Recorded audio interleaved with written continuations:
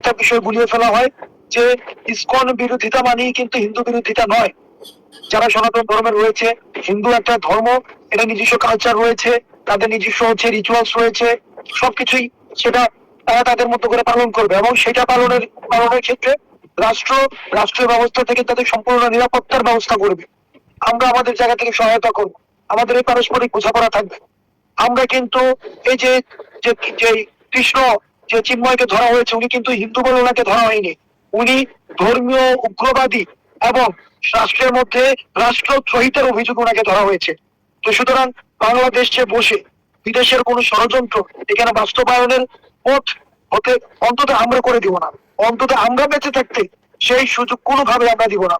2 নম্বর বিষয় হচ্ছে যে পার্শ্ববর্তী দেশ যে ভারত, আমরা আমাদের মানে যে ছোটবেলা থেকে আমরা দেখছি যে তাদের সাথে বাংলাদেশের যে সম্পর্ক, এই সম্পর্কটি কিন্তু ন্যায্যতার ভিত্তিতে গড়ে ওঠেনি। এই সম্পর্কটি হয়েছে আপোষের ভিত্তিতে। এই সম্পর্কটি হচ্ছে ঢাকায় ক্ষমতা টিকিয়ে রাখার জন্য দিল্লিকে কিপলা বানিয়ে রাখা হয়েছে। দিল্লিকে সবসময় হচ্ছে এক ধরনের মেরুদণ্ড বর্গা দিয়ে ঢাকার হচ্ছে বঙ্গভবনের ক্ষমতায় দখল করে রাখা হয়েছে। আমরা সেই আমাদের 24 পরবর্তী বাংলাদেশে এই দিল্লিকে ক্যাপলা বানিয়ে বাংলাদেশ শাসন করবে, এই সুযোগ আর নেই। সেজন্য আমাদের ভারতের সাথে এই সম্পর্ক হবে ন্যায্যতার ভিত্তিতে। সেই ন্যায্যতার জায়গা থেকে ভারত যেহেতু খুনি ফ্যাসিস্ট শেখ হাসিনাকে আশ্রয় দিয়েছে, আমরা চাই এবং আমাদের দেশে যে ষড়যন্ত্রগুলো হচ্ছে সেই ষড়যন্ত্র কিন্তু ভারতে বসে হচ্ছে। সেজন্য ভারতের প্রশাসন, ভারতের ফরেন মিনিস্ট্রির উচিত, এবং আমি মনে করি এই অন্তর্বর্তীকালীন সরকার ভারতের ফরেন মিনিস্ট্রির কাছে জবাবদিহিতা চাওয়া উচিত।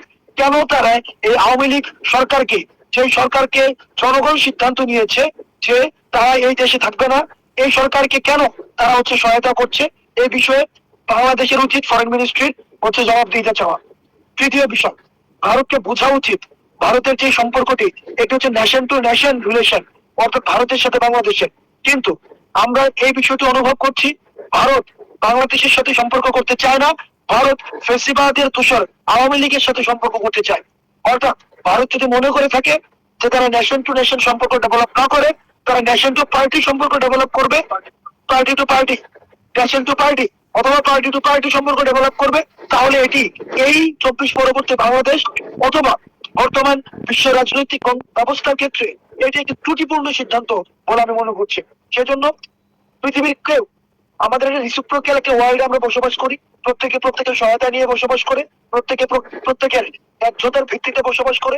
সেই জায়গা থেকে আমরা চাই সম্পর্ক গড়ে উঠবে ভারতের জনগণের সাথে বাংলাদেশের জনগণের, ভারতের সরকারের সাথে বাংলাদেশের সরকারের, ভারতের জনগণের সাথে বাংলাদেশের কোনো দলের নয়, ভারতের সরকারের সাথে বাংলাদেশের কোনো দলের নয়। সেই জায়গা থেকে ভারতের সাথে বাংলাদেশের সম্পর্কের যেই দিশা, সম্পর্কের যে ধরন, সেটি রিভিশনের আমি মনে করি সুযোগ এসছে, সময় এসছে।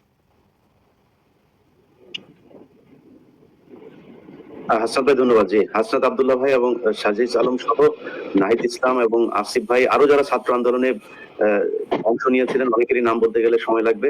আপনাদের সবার কাছে অনুরোধ থাকবে, ছাত্র আন্দোলনের পর থেকে আমি অনেকের কথা শুনেছি, বিশেষ করে ওই যে হাসানুল্লাহ ইনুকে যেদিন আপনার করা হলো, তার আপনার অন্ডকোষে, আপনারা জানেন, সরি ওর নাম কি, বিচারক মানিক, তার অন্ডকোষে যেদিন লাথি মারলো একজন, এবং এই লাথিটা যে মেরেছিল সেই ছেলেটা সেদিন পদ্মা সেতুর ওই পাড়ে গিয়ে গাড়ি দুর্ঘটনায় মারা যায়। এরকম বেশ কয়েকজনের কথা শুনেছি যে গাড়ি দুর্ঘটনায় মারা গিয়েছে। অতএব আপনাদের সবার কাছে অনুরোধ থাকবে যে আপনারা একা একা চলাফেরা করবেন না, রাতে চলাফেরা করবেন না।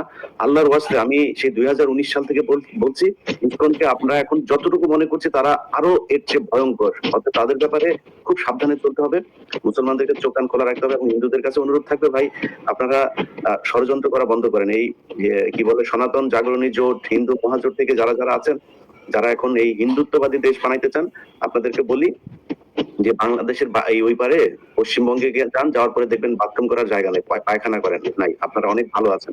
অতএব এই দেশে আপনাদেরকে কেউ ধর্মীয় কারণে করে না, আপনাদেরকে আক্রমণ করে না, মারধর করে না, নির্যাতন করে না। তো আমরা শান্তিতে বসবাস করি, একটু শান্তিতে দেশটাকে চলতে দেন। সবাই ভালো থাকবেন, আল্লাহ হাফেজ।